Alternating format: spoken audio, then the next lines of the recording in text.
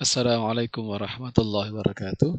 Alhamdulillah, kita ketemu lagi dalam tutorial PPDB Min 1 Kota Malang, yaitu penerimaan peserta didik baru, yaitu untuk angkatan 2022 dan 2023.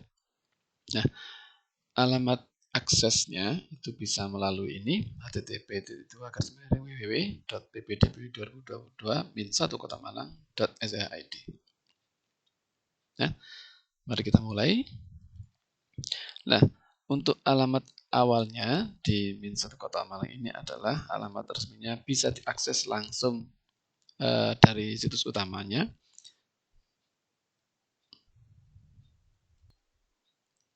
Ya, alamat utamanya yaitu di Min 1 Kota Malang SHID. Nah, ini ketampilan di laptop atau di PC seperti ini. Nah, setelah kita berakses di sini, ada menu PPDB di sebelah kiri.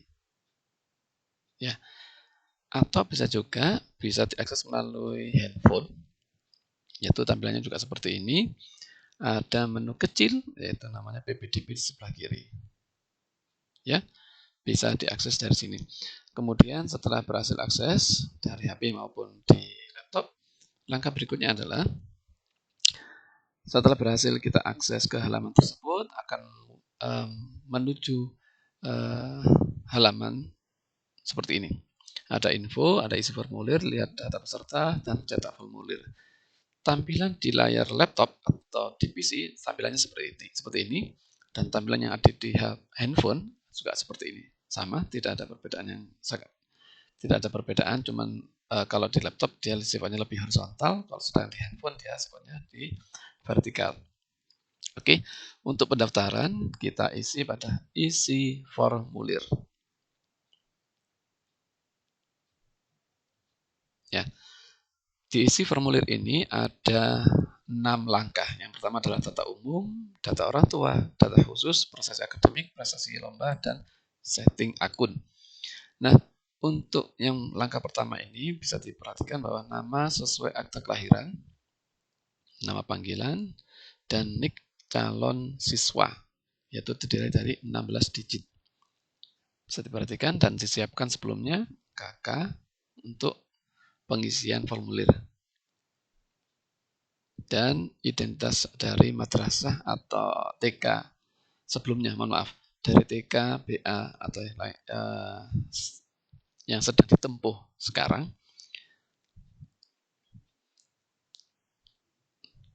Oke, berikutnya contoh untuk pengisiannya adalah seperti ini.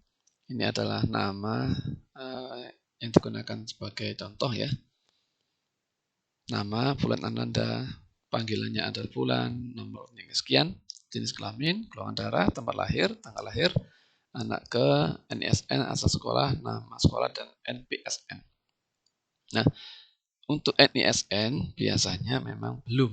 Tapi kalau misalkan di sekolah sebelumnya sudah ada, harap diisi.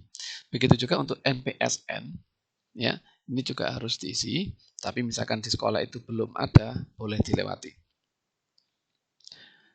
Next. Pada langkah kedua, tentang data orang tua. Data orang tua, di sini ada identitas ayah dan identitas ibu, mulai dari nama, NIK, pendidikan, pekerjaan, nama kantor, dan penghasilan. Mohon diisi dengan benar. Contoh pengisiannya bisa dilihat pada slide sudah ini. Nah, seperti ini. Mulai dari nama orang tua, NIK, pendidikan, pekerjaan, nama kantor, dan penghasilan. Langkah berikutnya pada data khusus. Data khusus ini adalah data untuk korespondensi, yaitu wajib diisi. Mulai dari alamat rumah, RT RW, sampai ke kode pos, hingga nomor WA yang aktif. Diharapkan yang mempunyai simbol bintang seperti ini harus diisi. Yaitu antara lain nomor KK, desa, kecamatan, dan nomor WA. Contohnya seperti ini. alamat rumah, RT, kode pos, sampai nomor WA. Next, untuk prestasi akademik, yaitu pada step keempat, langkah keempat, yaitu untuk pengisian ranking dan dari jumlah siswa keberapa. Dan tahfidz. Dalam peserta didik ini diharapkan jika mempunyai prestasi menghafal Al-Quran 1 juz, bisa diisi. Contohnya adalah seperti ini, ranking berapa yang sudah berhasil diraih Ananda, dan jumlah siswa di TK-nya. Diisikan sesuai dengan keterangan yang ada di TK sebelumnya. Next. Pada langkah kelima, yaitu prestasi lomba atau individu, jadi ada perubahan, ya mungkin di sebelumnya ada prestasi lomba secara beregu, lah di sini diharapkan dan memang sudah di setting untuk individu. Prestasi dari tingkat nasional hingga tingkat kabupaten atau kota. Isikan prestasi Ananda dengan sebenarnya dan sejujurnya, dan nanti ketika verifikasi harap disertakan fotokopi asli. Contohnya seperti ini. Nah, contoh yang diisikan adalah misalkan Ananda adalah juara nasional, juara 1, isikan di kolom sini. Dan juga Ananda juara 1 tingkat kabupaten, jumlahnya 1. Ini adalah menandakan jumlahnya 1. Misalkan dia meraih di kabupaten atau kota 2, maka diisikan 2. Begitu juga untuk yang ini hanya. Ini adalah jumlah kejuaraannya Ananda raih. Next. Nah, pada langkah ke-6, yaitu langkah terakhir, adalah untuk setting akun, mohon mencatat atau mengingat password sebelum submit. Nah, semua data dari langkah pertama hingga langkah ke-5 itu nanti akan dikirimkan ke akun masing-masing.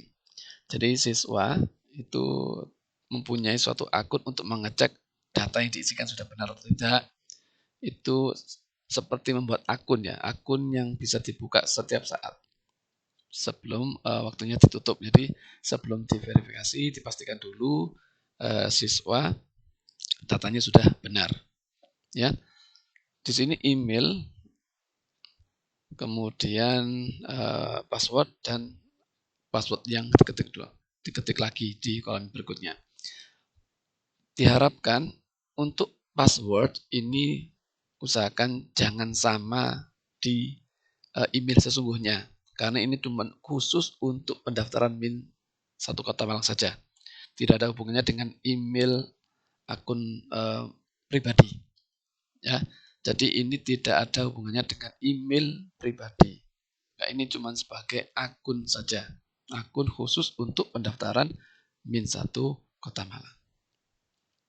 Baik, jika sudah diisi email dan passwordnya, maka langkah berikutnya adalah, Nah, ini adalah contoh dari email yang sudah didaftarkan.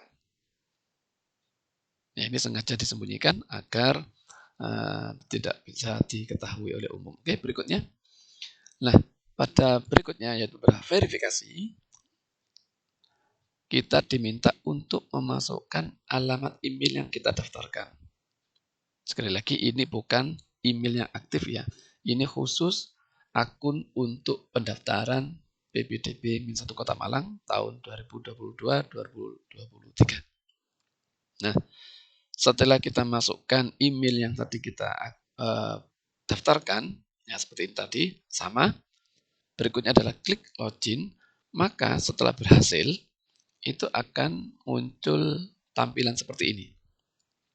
Ada tombol home, hasil verifal, upload foto, dan cetak kartu.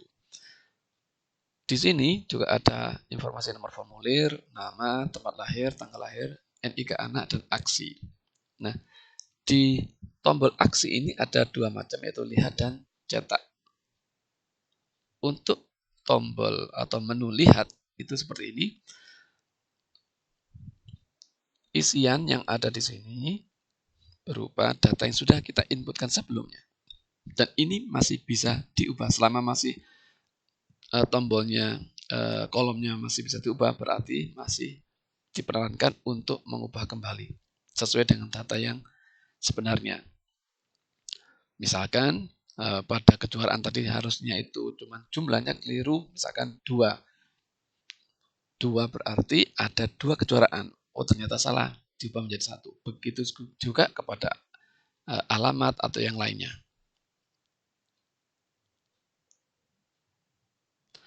Berikutnya, pada tombol cetak yang pada menu sebelumnya, ini ada pada halaman seperti ini. Jadi ini sudah siap cetak formulir penerimaan peserta didik baru. Ini adalah rekapan dari yang sudah diinputkan sampai ke ini hasil dari input tadi. Form ini harap nanti dicetak untuk verifikasi data. Jadi setelah dicetak, kemudian disertakan juga bukti-bukti seperti fotokopi KK dan syarat-syarat lainnya disertakan di bawahnya formulir ini.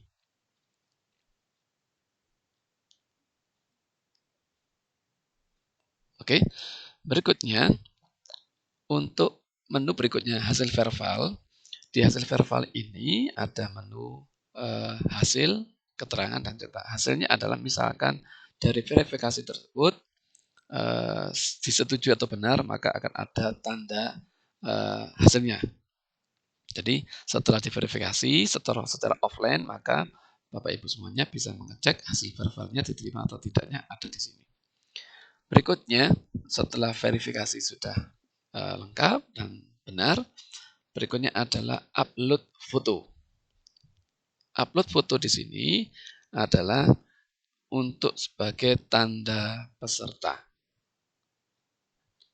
Mohon maaf, untuk dicermati di sini adalah ukuran dan file foto. Ukurannya ada 3x3. Format file, contohnya adalah nomor formulir, underscore nama panggilan, .png atau jpg, maksimal 50 KB, resolusi 80 pixel. Kemudian klik upload, tombol upload ke sini. Misalkan Bapak Ibu semuanya kesulitan untuk menentukan, karena kalau misalkan filenya terlalu besar maka fotonya akan kurang bagus, maka ada beberapa aplikasi yang bisa digunakan. Contohnya kalau online itu bisa menggunakan seperti ini, alamat situs seperti ini, ada compressjpeg.com.id, ada juga di img2go.com, atau juga yang pakai aplikasi Android seperti ini. Ada banyak sebenarnya yang bisa kita gunakan aplikasi ini di HP maupun di program aplikasi di laptop maupun di PC. Nah, terakhir adalah setelah dari verifikasi, kemudian sampai ke upload foto, maka langkah terakhir adalah cetak kartu pemetaan. Nah, di sini akan muncul foto yang bisa digunakan untuk pendaftaran. Baik, terima kasih yang bisa saya sampaikan. Semoga apa yang dari tutorial ini bisa memberikan gambaran bagaimana caranya menginput atau mengisi formulir PPDB Min 1 Kota Malang. Terima kasih. Wassalamualaikum warahmatullahi wabarakatuh.